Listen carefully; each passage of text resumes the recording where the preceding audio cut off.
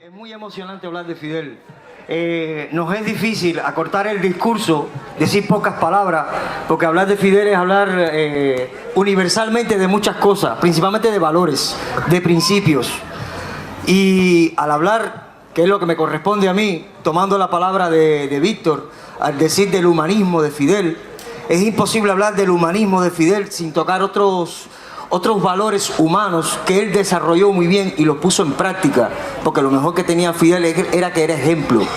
Puso un magisterio en las manos de la humanidad para poder seguir. Pero para hablar del humanismo de Fidel, voy a intentar ir por algunas etapas. Vamos a hablar del humanismo de Fidel primero en el carácter nacional, dentro de Cuba.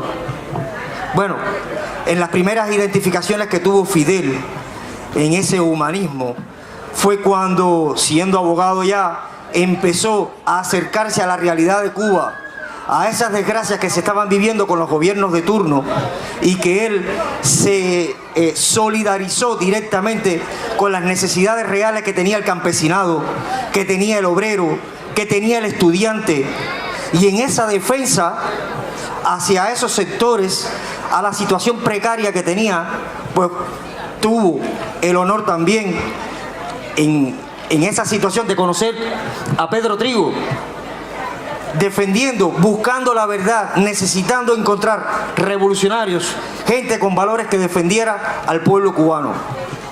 Fue uno de los que levantó la voz para poder denunciar toda la oleada de corrupciones que existían en los gobiernos de turno, que eran serviles al imperio, a Estados Unidos, al imperialismo.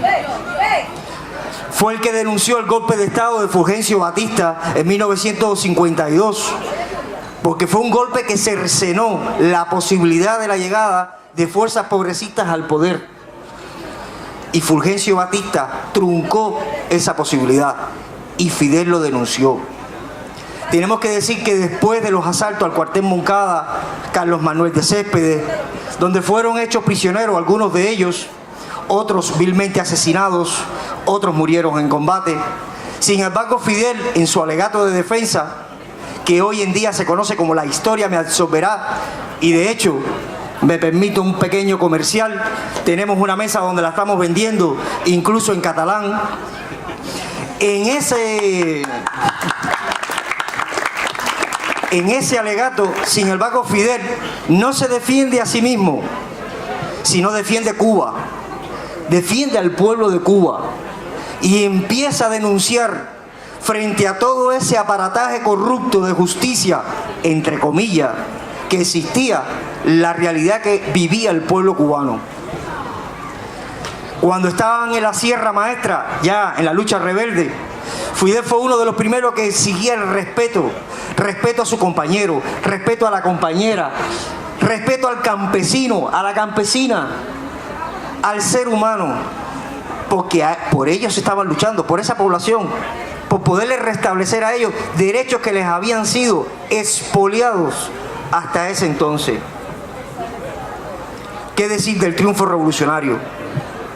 La reforma agraria, ¿quién era si no era para darle al campesino la tierra, que era el que la cultivaba, el que le sacaba el producto? Era darle el poder a ese sector popular que necesitaba realmente buscar su lugar dentro de lo que era la sociedad cubana. La alfabetización, la creación de profesores, jóvenes revolucionarios que se fueron a la sierra, al llano, al rincón inhóspito de Cuba a enseñar a campesinos, a obreros, leñadores, gente que estaban escondida en el medio del monte y que no habían aprendido a leer. Pero esa campaña de la alfabetización no solamente fue allí, también estuvo en la ciudad, porque hubo ciudades que tuvieron alfabetizadores. Y qué muestra de humanismo no es esa, que darle al pueblo cultura, necesidad de análisis, desarrollo cultural, intelectualidad, como decía Víctor.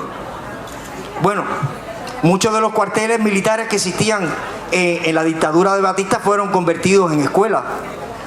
Se formaron más maestros para darle más facilidades a la población. Se crearon infinidades de programas de beneficio social. Se construyeron centros hospitalarios, se crearon médicos. Pero hay algo que Fidel tenía, y era el gran tacto de poder hacer llegar la crítica constructiva a cualquiera de sus subordinados.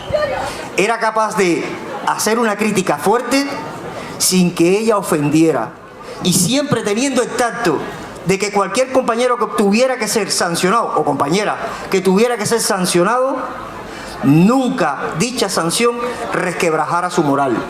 Todo lo contrario, fuera simplemente una vía de enseñanza, una vía de fortaleza espiritual, de fortaleza revolucionaria. ¿Qué decir de Fidel, que estuvo en la calle cada vez que existía un evento meteorológico pasando por Cuba? Y allí estaba Fidel, en el medio de la tormenta, con el cuerpo de la defensa civil, preocupado de que se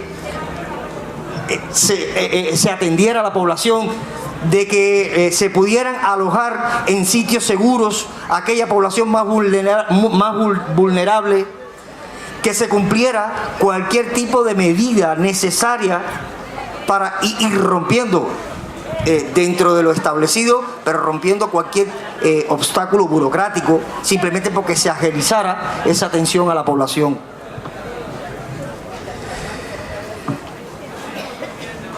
Área internacional. Ahora me voy a meter en el campo de mi compañera, pero en el área internacional no podemos olvidar esa famosa frase de Fidel en septiembre de 1959 en la ONU, cuando dijo: desaparezca la filosofía del despojo y desaparecerá la filosofía de la guerra. Y qué mayor previsión que poder salvar al mundo, pero principal, salvar al ser humano. Las misiones internacionalistas, la creación de brigadas de servicio a otros pueblos, principalmente a los pueblos más necesitados, a los pueblos más pobres. No podemos olvidar que en el año 61, cuando el terremoto en Chile, Fidel fue el primero en ir al hospital a donar sangre para mandar a Chile. Y tampoco podemos olvidar que la primera brigada que se tomó oficial en Cuba para ir a prestar misión internacionalista fue la que fue a Argelia en 1963. Fue uno de los primeros que en cualquier podio, en cualquier escenario, exigía lo que era la defensa de la humanidad, la defensa del planeta, salvar al ser humano. Era el primero que denunciaba la guerra, que denunciaba todas aquellas medidas que el capitalismo tomaba y que al final al cabo incidían en el calentamiento global.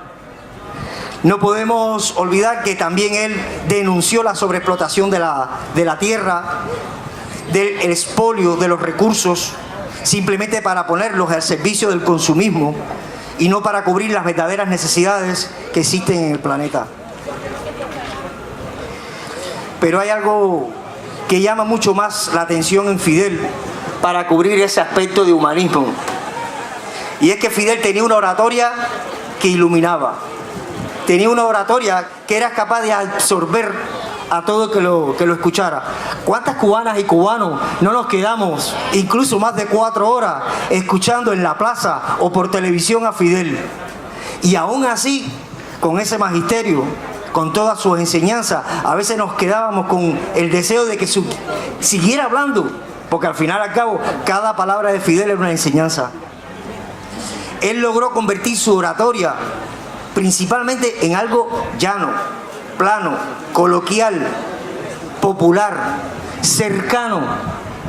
Y eso es lo que hacía que él pudiera acomodar su oratoria según el público que tuviera delante.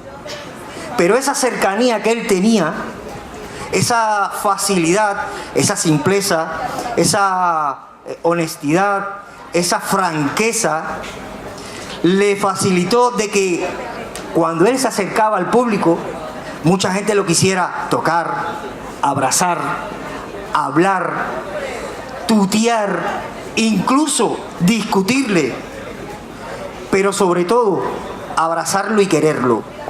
No podemos olvidar de que a Fidel lo llamamos de muchas maneras. Lo llamamos el FIFO, lo llamamos papá, lo llamamos incluso el One, para que los yanquis nos entendieran que era el primero, no había más. Incluso le dijimos el caballo, gracias a un poema de Juan Gelman, pero era el caballo realmente, un hombre fuerte, aguerrido, era el tronco principal de esa revolución cubana que teníamos allí. Y no solamente eso, era el impulsor principal de todo ese legado que venía, de toda esa herencia que venía de Bolívar, de José Martí, de la unidad latinoamericana, de la unidad de los pueblos. Fidel fue aclamado, aupado, achuchado, fue de todo, pero es por eso. Era la cercanía que él tenía y que inspiraba principalmente eso, de que la gente quería estar con él, hablar con él, escucharlo a él. Hoy en día, desafortunadamente, hay personas que creen que para poder honrar a Fidel hay que idealizarlo. Yo creo que no. Yo creo que es todo lo contrario. Creo que la mejor manera de poder honrar a Fidel es humanizarlo. Y al humanizarlo lo haremos más cercano, lo haremos más nuestro. Y esa será la facilidad para que nosotros podamos también cogerlo a él de ejemplo y seguir ese camino que nos señala hoy en día, aun cuando físicamente no se encuentra entre nosotros. Aunque, como dice Víctor Ríos, está con nosotros. ¿Qué poder decir para terminar con Fidel? Yo creo que hay una sola palabra, porque Fidel para los cubanos es un eterno Baraguá. Para los cubanos es siempre un 26. Para los cubanos es siempre un maestro, un guía. Es el faro ese que nos va enseñando en todo momento, cuando estamos más desesperados, cuando estamos más encerrados en situaciones difíciles. Ir a Fidel es la manera de encontrar un camino. Es la manera de poder resolver de la mejor manera cualquier situación que nos podamos encontrar en la vida. Porque ese humanismo de Fidel nos hace a nosotros también más humanos.